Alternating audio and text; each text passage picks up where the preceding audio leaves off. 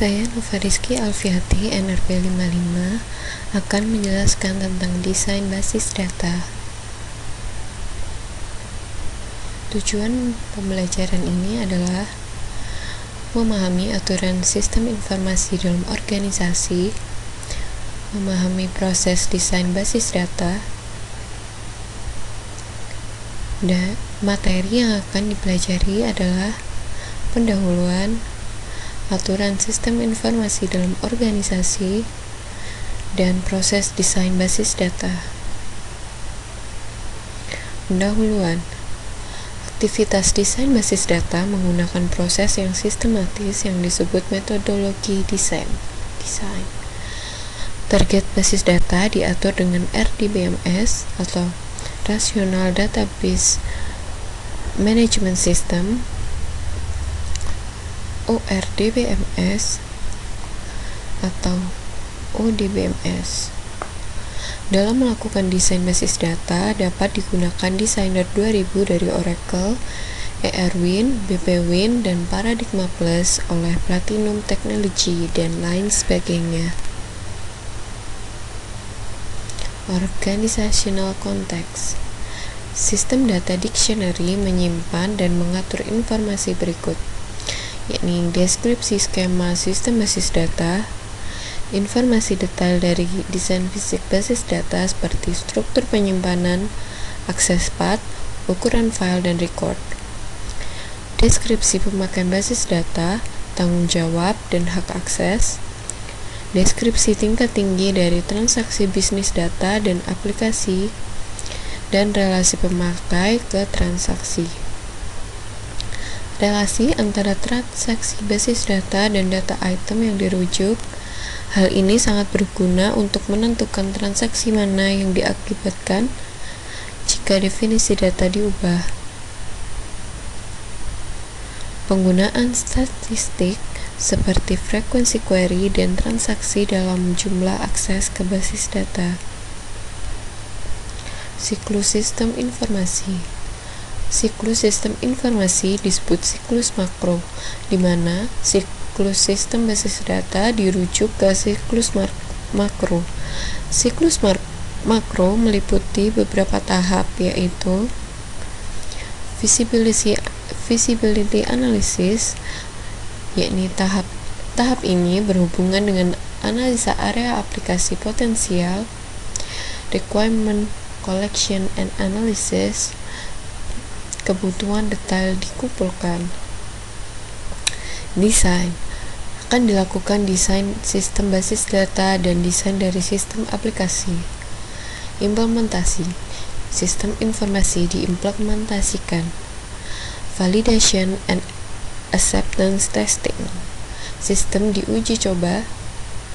Lalu deployment, operation and maintenance, desain yang telah dibangun, dijalankan, dan dilakukan maintenance.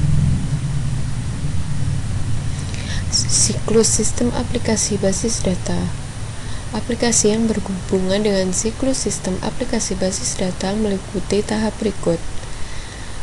Yang pertama, system definition, database design, database implementation, loading or data conversion, application conversion,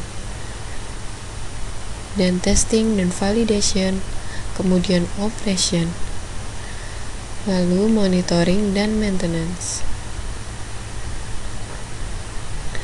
Latihan soal. Sebutkan 6 tahap perancangan basis data. Pertama, koleksi dan analisa kebutuhan. Pada tahap ini, developer harus mencari tahu apa yang dibutuhkan oleh user. Desain basis data konseptual. Basis data yang akan digunakan didesain terlebih dahulu. Lalu, dilakukan pemilihan DBMS yang sesuai. Pemetaan model atau disebut juga desain basis data logika. Kemudian desain basis data fisik, lalu implementasi dan tuning sistem basis data.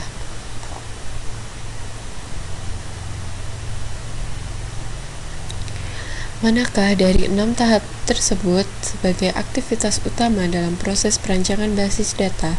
Mengapa? Jawab, yang paling utama dalam perancangan basis data adalah tahap koleksi dan analisa kebutuhan, karena untuk menentukan kebutuhan suatu sistem database. Latihan soal. Mengapa perancangan skema dan aplikasi dilakukan secara paralel? Jawab, agar menghasilkan skema basis data konseptual dan menghasilkan spesifikasi level tinggi untuk aplikasi. Karena jika tidak dilakukan secara paralel, basis data dan aplikasi tidak akan dapat hasil yang maksimal. Mengapa digunakan model data implementation independent selama perancangan skema konseptual?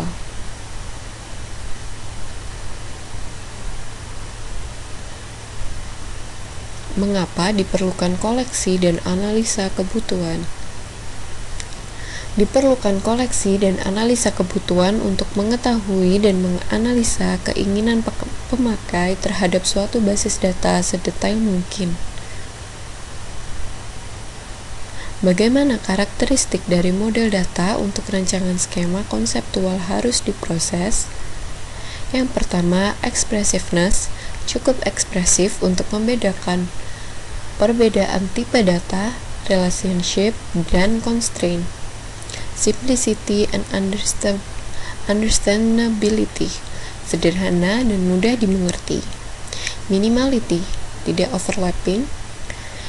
Diagrammatic representation, berbentuk notasi diagram. Dan formality, atau merepresentasikan spesifikasi formal data. Apa perbedaan dua pendekatan utama dalam rancangan skema konseptual?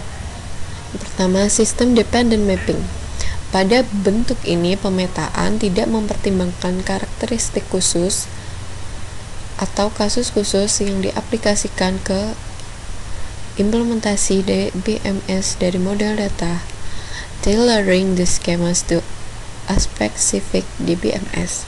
DBMS yang berbeda mengimplementasikan model data dengan menggunakan pemodelan khusus. Strategi apa yang digunakan untuk merancang skema konseptual dari kebutuhan?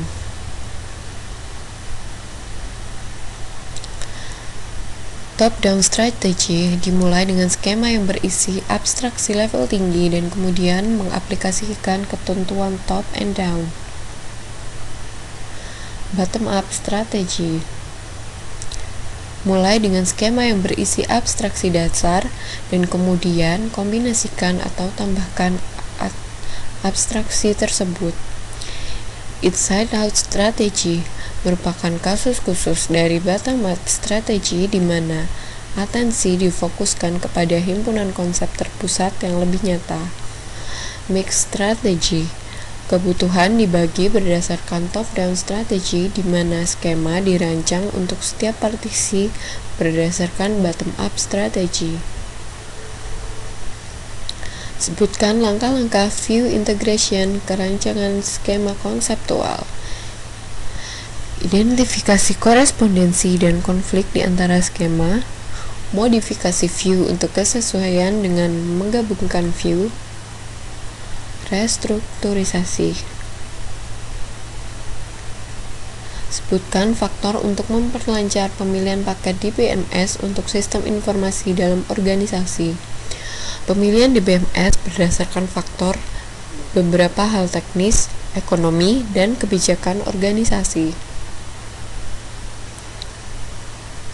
Apa yang dimaksud pemetaan data model sistem dependent? Apa perbedaannya dengan sistem dependent? Pemetaan sistem independen adalah pemetaan ke dalam model data DBMS dengan tidak mempertimbangkan karakteristik atau hal-hal yang khusus yang berlaku pada implementasi DBMS dari model tersebut. Terima kasih.